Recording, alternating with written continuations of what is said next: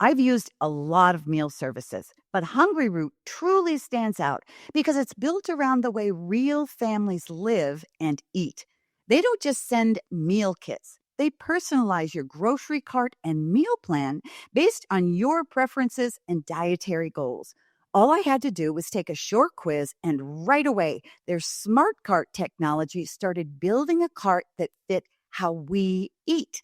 Now, each week feels easier, like someone else is doing the thinking for me. I've been focused on cleaner eating lately, and I love that Hungry Root keeps out over 200 additives, including things like high fructose corn syrup and artificial sweeteners. Their meats are hormone and antibiotic free, and the produce options include organic and non GMO picks. They also stock brands I already trust, like Oatly, Vital Farms, and Harmless Harvest.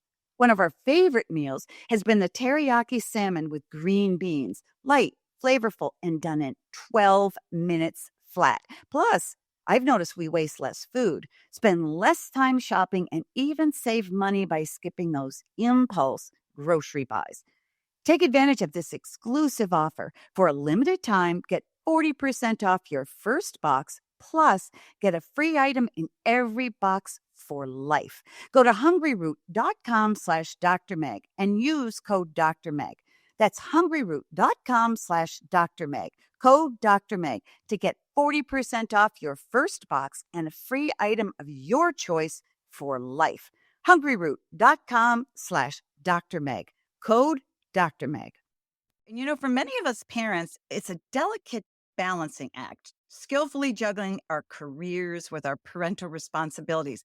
Some of us are driven by the ambition of career growth, possibly contemplating job transition, while others confront the challenges of sudden job layoffs.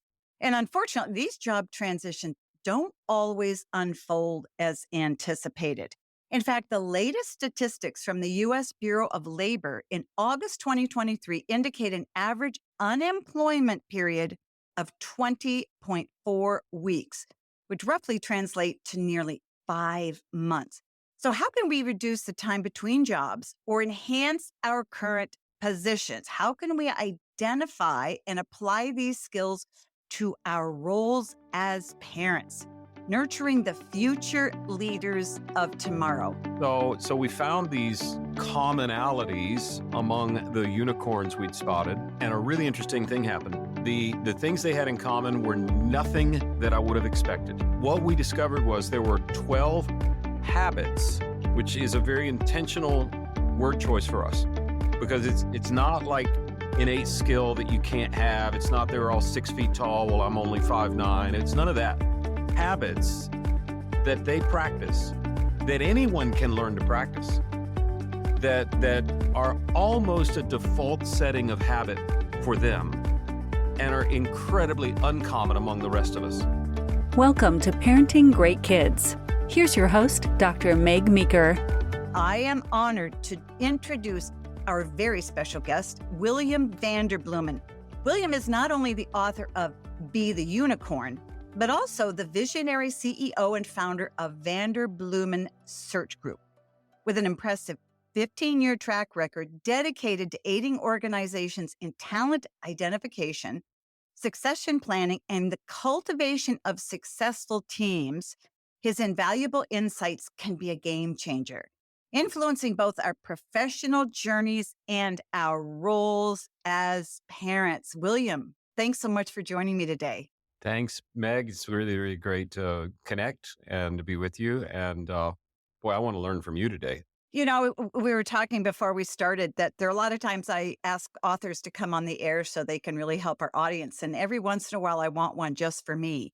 And you are here just for me because I want to learn to be the unicorn. And you talk about these 12 very important skills that we need to have in order to really stand out. But you've had a very interesting career. You've been a pastor, now you have a business of your own.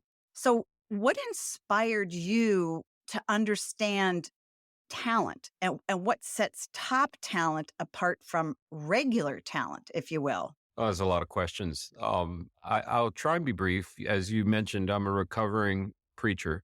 So the rambling It can take a while. Um, I was fortunate to get to lead some really special faith communities early in my life, and then left there and went into the business world, and that's a whole nother podcast. Should I so back up just a little. Can I ask why you left? Or Yes, do you not it's want? fine. Why Okay. not? Okay. Great story. It's a great ending to a story. How's that? So went through a divorce, which I would not recommend, and then found myself a single dad with 4 kids, and like with 4 kids. So which is pretty unusual. It wasn't really a divorce the tabloids would have been interested in covering. Nothing splashy or you know, uh, interesting, just a kind of a tragic, fault on all sides sort of thing. And I ended up in no shape to be leading anybody spiritually. I was just kind of a wounded mess. And then I got these 4 kids and that they have to eat too. So How old were your kids at the time? let's see. So our oldest would have been 13, youngest would have been 2. Wow. Yeah. And it was pretty even spread, but to have 4 of them, and I mean, just getting them everywhere was so.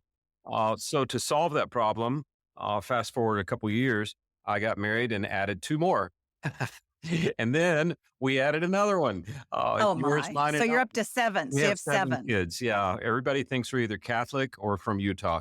So yeah, and so went through that divorce, needed to find a way to kind of repot, right? And a friend of mine said, "Come help us." And he was in oil and gas. I'm here in Houston, Texas. That's kind of what you do. And I said, "I don't know your business." And he said, "Well, we can teach you the business, but you know people. So why don't we do a management rotation? We'll start you in the HR department. They're wonderful people.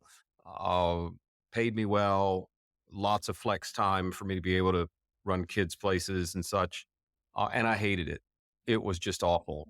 It was not bad people. They weren't doing, bad work, although some people would say any oil and gas is bad work. But it was just like, Meg, I spent my life training for one thing and then I'm doing another. Those are completely polar opposite fields. Yeah, and I mean, I get what my buddy was trying to do, but it was like there's I don't want to get all scriptural, but there's a line in there. Be sure not to put your light under a basket where nobody can see it. And I don't know how much light I have, but do have a lot of training and some degrees and that sort of thing that just were not getting used at all.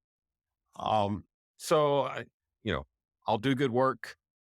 You know, as our mutual friend says, I was going to live like no one else, so I could live like no one else. Yeah. And during the course of that first year, the CEO said, "I think it's time to find my successor." Now, this is a Fortune 200 company, so very, very large. No, no, you're kidding me. He Well, said that to you? no, he said it to everyone. Oh, He'd okay. been there Okay. nine and a Sorry. half years, and for a Fortune 200, I mean, they had a larger valuation than Starbucks at the time, and 9.5 years is an eternity in a company that long. So he'd done a great job. They hired this thing called a search firm. I'd never heard of such a thing. I've just been in churches. It takes forever to find new pastors. Like I was at First Presbyterian Houston as the senior pastor, head of staff. And within the little world of Presbyterianism, that's a really great church. Like it's New York Yankees kind of thing. And they took, great as they were, 3 years to find me. I was there 6 years. They took 3 years to find the next guy. And everybody saw that as just that's how it goes, 12 years, 6 searching, 6 with somebody. And I watched this search firm start working at our oil and gas company. And 90 days after they got there, we had our new CEO. And I just thought, wow, maybe all this is coming together where a group of people I really love, they're doing things incredibly inefficiently for no fault of their own, but just haven't adapted and gotten with the times. Maybe I could take some of the business I've learned, something of what I've learned from faith community and help them out. And I've left out a lot of middle story from, oh, I'm a single dad of four to this point. But Adrian and I have been married. Pretty good. Well, Adrian That's and I have been okay. married a It's few pretty months. good.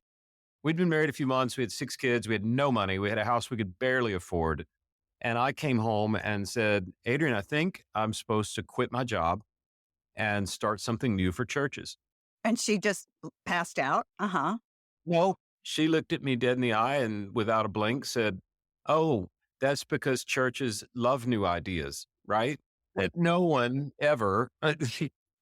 So, and the kicker, Meg, is it was the fall of 2008, which if you've got younger listeners who aren't familiar, totally get it. Just Google 2008 economy or Google, should I have quit my job in the fall of 2008? And you'll get pretty uniform answers.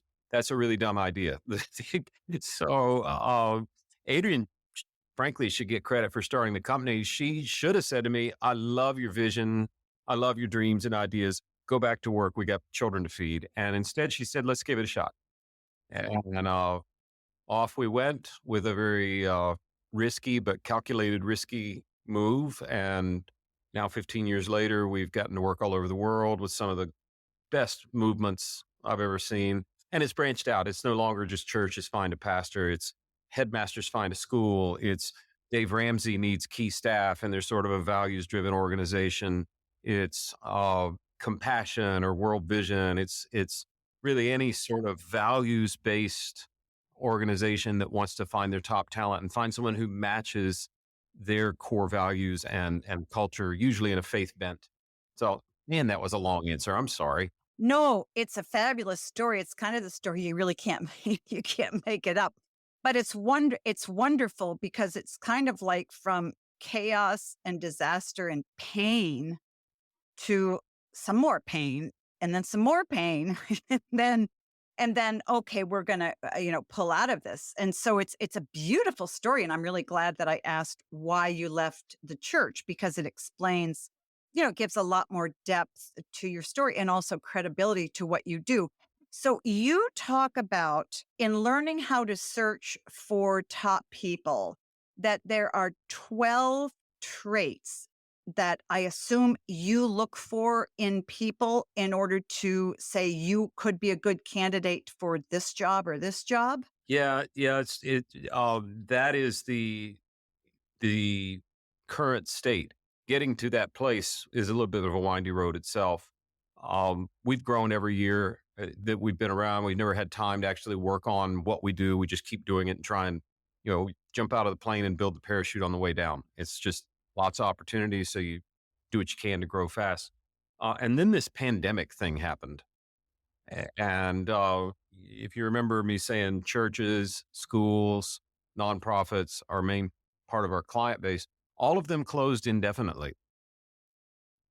That wasn't a lot of fun for anybody, but it left us with, we had to pivot and figure out how are we going to serve people. We had to live on cash reserves because nobody was hiring anybody. That's fine. You plan for rainy days. But one thing we got to do was drop back and look at the work that we'd done over the 13 years leading up till then. And we realized we might actually have time to research and answer a question that's been bugging me forever. And the question is, like, I don't know, Meg, you ever meet somebody, maybe it's a social setting, maybe it's at a conference or work or even an interview. And like within 5 minutes, you're sitting there going, this one is special. Yes. This Yeah. one's different. It doesn't happen. I would call that intuition Yes. or experience, but you probably wouldn't. Well, Correct? I think intuition's a big part of things, but if you speak in a faith-based language, the intuition would be, God's sort of guidance or the Holy Spirit or whatever. But God moves in patterns. It's like a thing, mystical intuition. But the Bible starts with God saying, "Let there be light," and what's the next thing He sets up? A calendar. So like, so for me, it's like, yeah, that's intuition, but or I'm gullible. But what are they doing that's causing those intuition bells to go off? And I've actually sat with some people who were super talented unicorns, and I didn't catch it in the first 5 minutes. So why'd I miss it? What should I be looking for? And in this shutdown of the pandemic, we were able to say, why don't we take a look at the best interviews we have ever done and do a forensic study? So we found that in a search, you've got a lot of interviews at the beginning and then very few at the end, right? At the end, maybe there are 8 or 10 interviews on a short list. They're long format interviews. They're in person, face to face. We realized we've now done 30,000 of those, and we've kept the data and the notes and followed career progressions. So we're able to say, all right, within the best of the best, who are the who are the really special people? And we found them. And then we said, do they have anything in common? So we studied how they interviewed and how they performed and this sort of thing. And we found that they have a lot in common. Before you did this research and you knew all this, you're going along in your company and you're finding these top people, but not necessarily with a plan. You're just meeting them and going, wow, that's the person. And then you look back at it and go, oh, they all have something in common, or Yeah, a little bit of both. I mean, I don't know. Have you ever listened to your very first podcast? no. No, I know. Don't. I've watched my very first Don't. videos. Just don't. Yeah, exactly. Yep. Yeah. It's the worst. Yeah, it's the worst. Why Yeah. did anybody come back? Why? So our first searches, it's a miracle that anybody hired us again. But we had a method I learned under a great guy, but during the pandemic, we're like, well, why waste a pandemic? Why not use it to study what we've learned and find a way to more quickly ascertain who is really, really special unicorn and make sure we don't miss any that might not set off the intuition bells. So we found these commonalities among the unicorns we'd spotted. And a really interesting thing happened. The things they had in common were nothing that I would have expected. Nothing. Yeah, I would have thought super high intelligence. Nope. All different intelligence levels, IQs. Uh, got to go to a well-connected, pedigreed school, Ivy League, something like that. Nope. Nope, nope, nope. Maybe it's as simple as he was the quarterback and she was the head cheerleader. Nope. What we discovered was there were 12 habits, which is a very intentional word choice for us because it's not like innate skill that you can't have. It's not they're all 6 feet tall. Well, I'm only 5'9". It's none of that. Habits that they practice that anyone can learn to practice that are almost a default setting of habit for them and are incredibly uncommon among the rest of us. So how do they get that first habit? Is it personality, or is it someone taught them? I don't know the answer to that, but I know that they're all that's maybe the next research project. But I know that I was looking for what are the innate traits? How am I going to spot a unicorn quicker? And what we uncovered was a set of habits that's actually a roadmap for anyone becoming a unicorn if they'll actually practice the habits that we discovered. And the more we researched, the more we found, yeah, that's common in, that's common in the unicorns, but it's so uncommon with anybody else.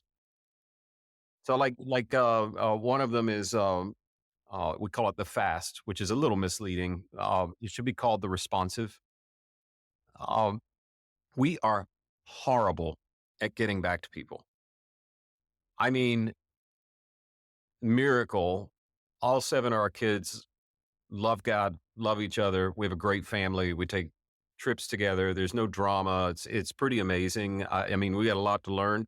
But how many times have I been on the receiving end of the question, Dad, you said you were going to get back to me on this, and I've failed to do it. I forgot. Like unicorns are just almost OCD about getting back to people quickly.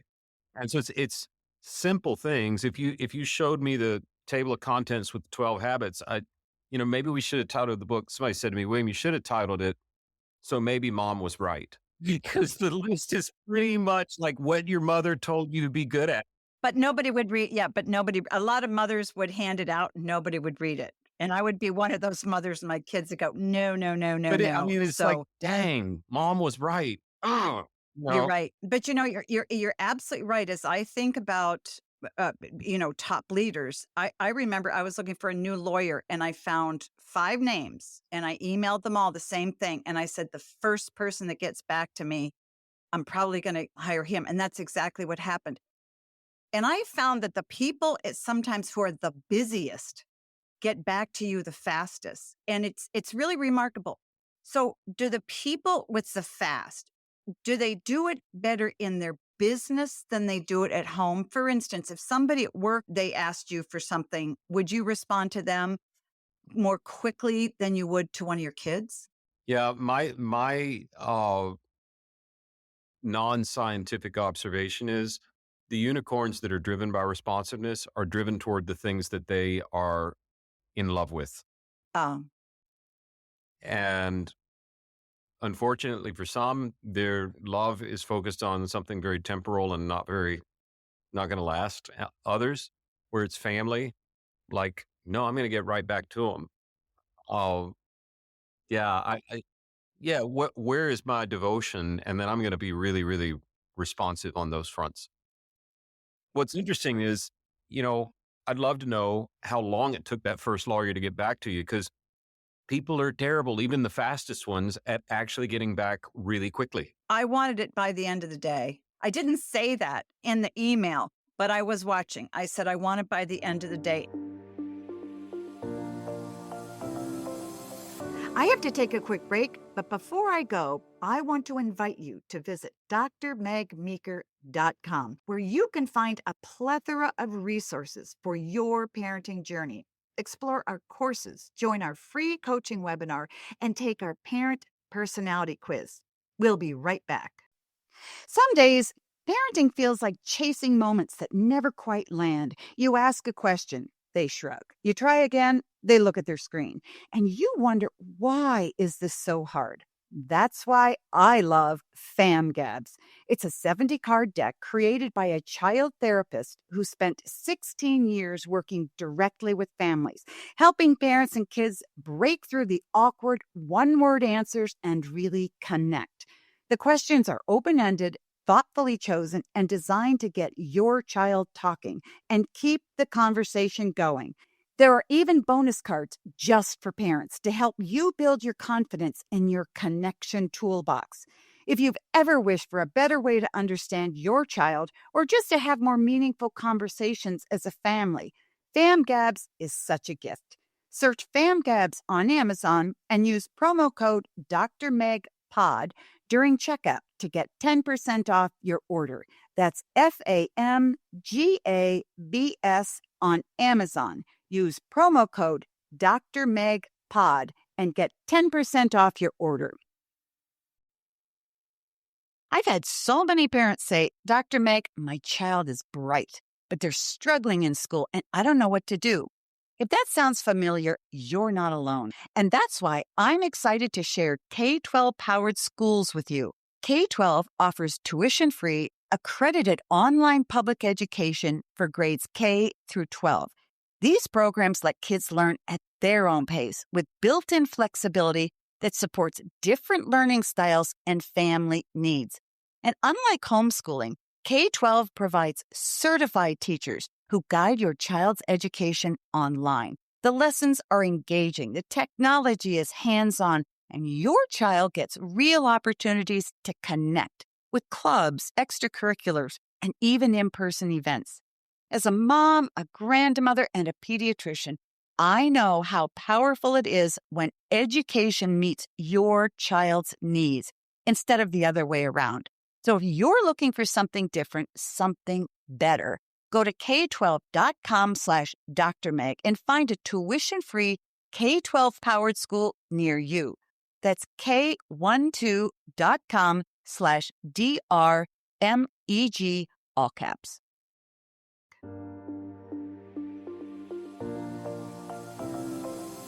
So we have the fast, and let's move on and talk about, because I know people are dying to know, okay, what are other habits that a lot of these unicorns that you looked back on all had? So were they all fast in getting back to people? They all had some measure of the 12 habits. Some are better at one thing than another, right? I'm a little better at being responsive. get back to them super fast. But yeah, my sense is it's some measure of all of them. We actually went ahead and we kind of went all in. We hired psychologists and data scientists and built an assessment tool to let people see what are the three that I'm best at, where are the three that I could do a personal development plan with. Which, by the way, I have made all my kids read and study because when it gets down to like college applications, uh, first job search, uh, how you come off with your teachers after you make a bad grade, every one of these 12 habits is fundamentally how do you as a human intentionally treat other humans? And if you do those things well, you can't go unnoticed. When you talk about your traits, is being authentic and responsive and agile. This is interesting because you don't think of these words as applying to top tier business people. Oh, they're authentic. You usually think just the opposite. That they come out and they have this sort of stiff face and they tell everybody what to do. But the really good leaders, I keep thinking of Dave, our friend, Dave Ramsey. He is who he is. No apologies. And that's his brand, if you will. He never would say my brand is being authentic, but it comes through. And I think of other top leaders, you're absolutely right. You would want to teach that to your kids. You need to be authentic. You need to be responsive. What about agility? What do you mean by, top unicorns need to be agile? Can we go back to authentic just for a Yep, second? Because you bet. there's a quick parenting hack that I think will help a lot of people. It'll help your kids. Authenticity. You ever been with a really great leader and you leave your interaction with them and they're like, they were so busy and they made me feel like I was the only person in the room. They're totally focused on your face. Yes. Uh-huh. All the greats, all the greats. So our kids, who that we don't have a lot of drama. We're very fortunate. We have two in college right now. We have three out, two at home, two in college, and the two in college FaceTime their mother nearly every day. She's kind of embarrassed because some of her mom friends are like, I haven't heard from my son. And she's like, I'm just going to be quiet. But, so they super good communication, super healthy relationship.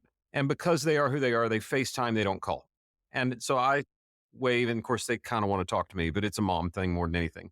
A- and so they're FaceTiming, they're being intentional, they're being lovely. And you know what I see when they FaceTime? I see their nostrils because they're walking around with their phone down like this and they going this way and they're looking off in the sky and they're looking every single direction except the camera. And I thought that is a hack right there. Do you look people in the eye? Like getting more specific. You want to teach your kid to do well in a job interview or a school interview or a meeting with a teacher.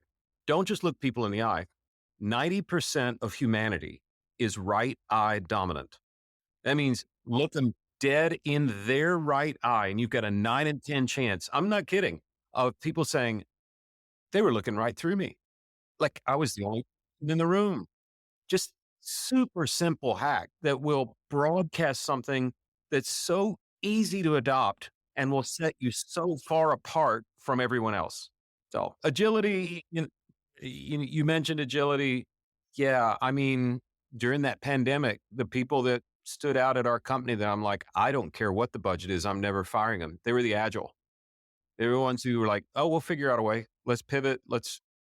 And unfortunately, Meg, I think this is the one that goes away with time if you don't kind of declare war on it. Um, and yeah, this dawned on me some years back. I'm a really slow jogger. And then I got to an age where I needed to stretch because I was starting to have injuries and that sort of thing. And I hadn't been good at stretching. So touching my toes was harder than the 6 mile run. And I remember being in my house, and our youngest at the time, she was probably 3, somewhere around there. Those kids that age are just like super stretch Armstrongs, if you're old enough to remember. Well, exactly. Baby's balance, the whole.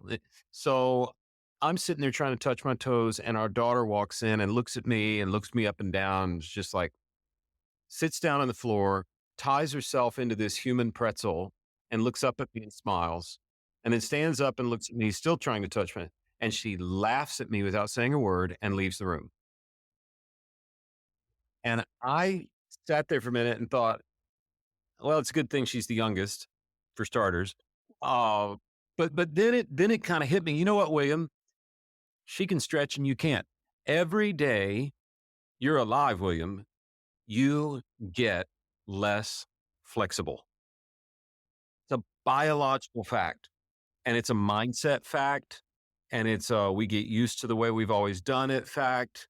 The older churches are, the less likely they are to be able to pivot. It's everywhere. So the unicorns are almost always taking up a new hobby, trying a new life skill. Or maybe not afraid of change or not afraid of failing. They'll just go for it. Without being just hopelessly ADD and not addressing it. That's a different thing. Truly not afraid. They're just say, I want to go for that. I want to learn it. I want to love it. But you're right. Some people are just very sort of stuck in a rut. And I do think, talking about this not just for business or work, but for life, these are very, very important life traits, because if you can learn to be agile and adapt, women, I always say, mothers have to do this. We adapt to working, and then we adapt to being home. And then we adapt to our last kid going off to school. Then we adapt to an empty nest. And then we adapt to there's so many different changes, but that's so important. It's such an important skill, because if you can't adapt, you're stuck, or women who have a difficult time adapting to empty nest. I mean, that can make that can be miserable. So did you teach your kids these habits and these traits as they're growing up? As soon as we discovered them, yeah, we tried. As soon as we discovered them, we got more tactical about it. I mean, a lot of this is intuition. You teach your kid to get back to people when they should. You teach your kid to be authentic. But now this is no longer William's 12 ruminations on what makes a great leader. No, this is actually, we studied the best of the best, 30,000 interviews. The data shows mom was probably right. So, so it's a really simple book. Like, here's a case study of a unicorn in this trait.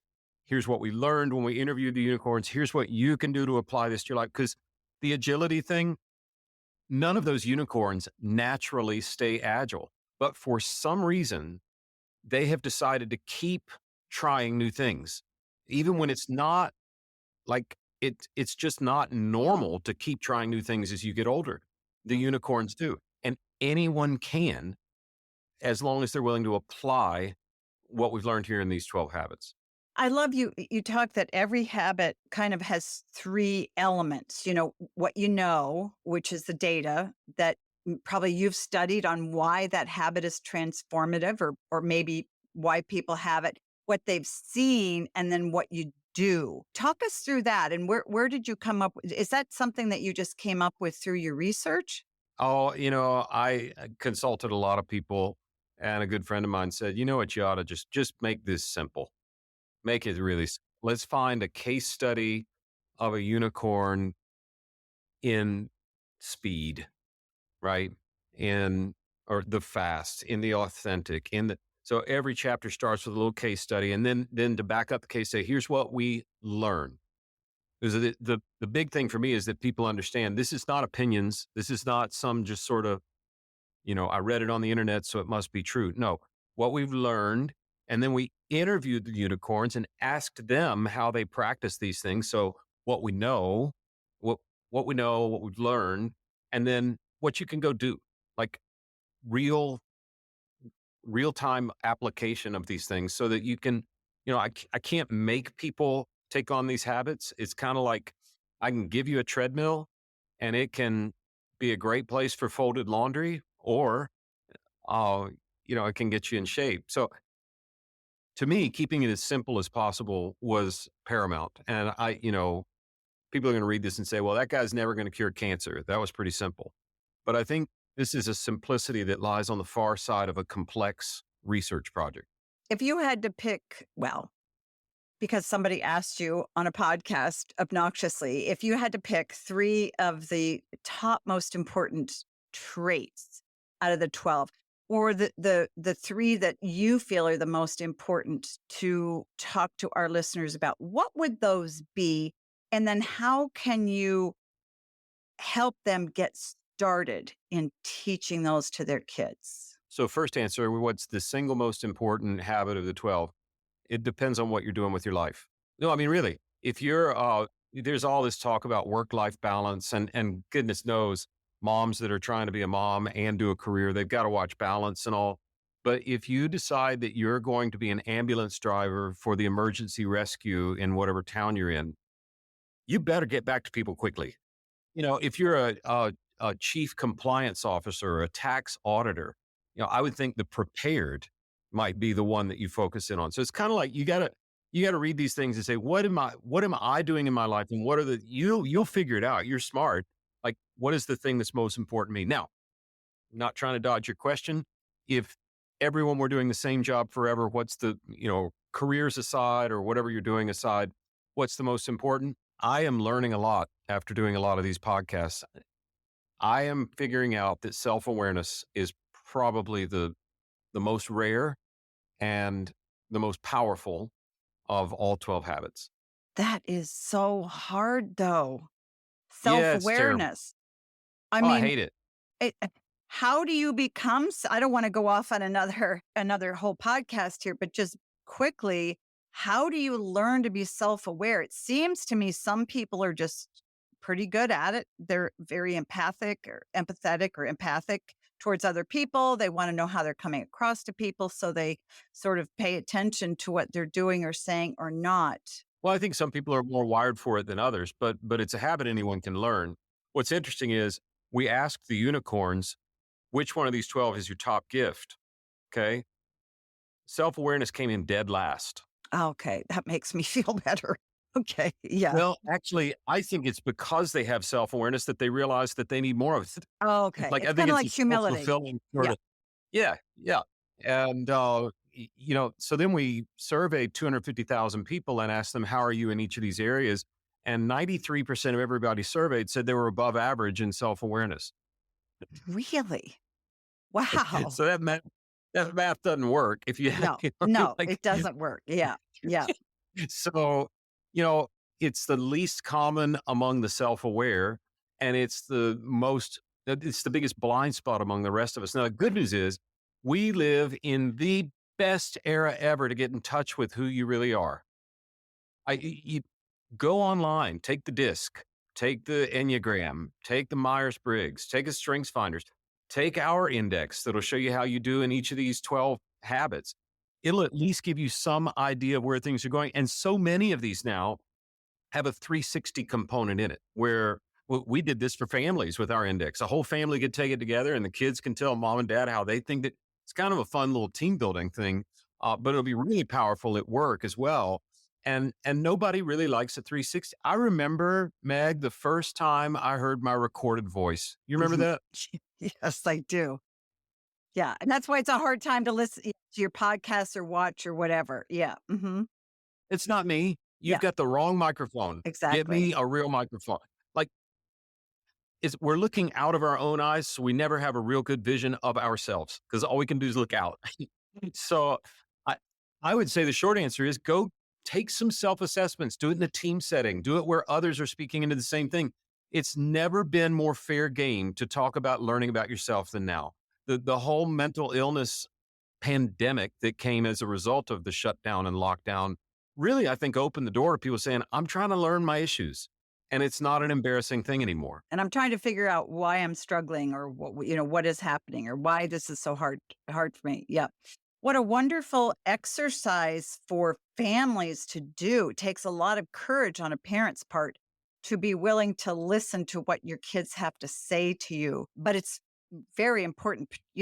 My adult kids will tell me a lot, and I really appreciate it. I never realized how severely sort of ADD, I guess I was, until a few years ago. And my kids said, Mom, how in the world did you ever get through medical school? You can't keep track of anything. And I said, Really? I can't? Well, didn't you notice that you keep losing your purse or whatever? So you have to be willing to listen But it's hard, in particular if they were younger, but they have, your loved ones have so much to teach you about yourself. Well, William, we're out of time. This has just been so wonderful. Your book, Be the Unicorn: 12 Data-Driven Habits That Separate the Best Leaders from the Rest. I love the book. I'm so grateful that you wrote it. And if people want to learn more about the book or what you're talking about here, how can people find you and your work? Yeah, well, the most direct way is to go. There's one website that's got everything from the family version of the assessment to all those things in the book. It's called theunicornbook.com. Theunicornbook.com. And Love it. yeah, and you know what's funny, Meg? Adrian posted something about it, pre-orders started, where Adrian doesn't post anything on social media ever, much less anything about my work. And that's fine. But she posted one little thing, and all of her mom friends wrote her and said, I just bought one for every one of my kids. I just bought one for my nieces and nephews for Christmas. They're getting ready to start college. They're getting ready. So there is something, we hit some nerve there with a gift to give kids. So theunicornbook.com. And if you can't remember that, then just type Vanderbloemen, however you want to type it into Amazon. My name's so messed up. It'll find me. William, thank you so much for joining me today. Best of luck with the book. It's a fabulous read. I encourage everybody out there, whether you're a single mom or a grandparent or single dad, to pick up a copy of the book and read it. There's so much in there that you can learn about yourself and life. And I'm just very grateful that you came on and talked to us about it today. Well, we're almost out of time, but before we close, let's dive into 3 takeaways from today's conversation. 1, acknowledge the challenges of balancing career aspirations with parenting responsibilities. Consider setting dedicated family time and maintaining open communication with your employer about your needs. Prioritize self-care to navigate these transitions more smoothly. 2, take a cue from the concept of unicorns, individuals with exceptional qualities. Identify one habit from Be the Unicorn that resonates with you and your family, such as being more responsive in communication. Set a small, achievable goal to cultivate this habit within your household. 3, recognize the power of self-awareness as a key habit. Explore self-assessment tools like personality tests or feedback from friends and family. Use these insights to understand your strengths, fostering a deeper connection with yourself and your loved ones. I hope you enjoyed today's conversation as much as I did. Before we part ways, I want to encourage you to take action on the insights we discussed. Share this episode with fellow parents, and for a wealth of parenting resources, visit us at drmegmeeker.com. And always remember, great kids are raised, not born.